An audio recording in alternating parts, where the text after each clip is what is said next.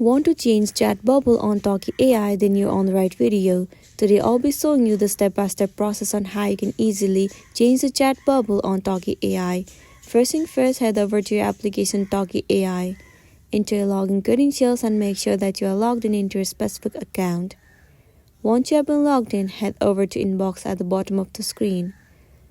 After that, move into the inbox of the person that you want to change the chat bubble. Once you're inside the inbox of the Talkie AI, click on this three horizontal line. You'll see chat bubble, click on it. You can see tons of different chat bubbles over here. If you scroll down, you will get to see more. From here, choose the one that you like and click on upgrade. Well, you can see changing chat bubble isn't free on Talkie AI.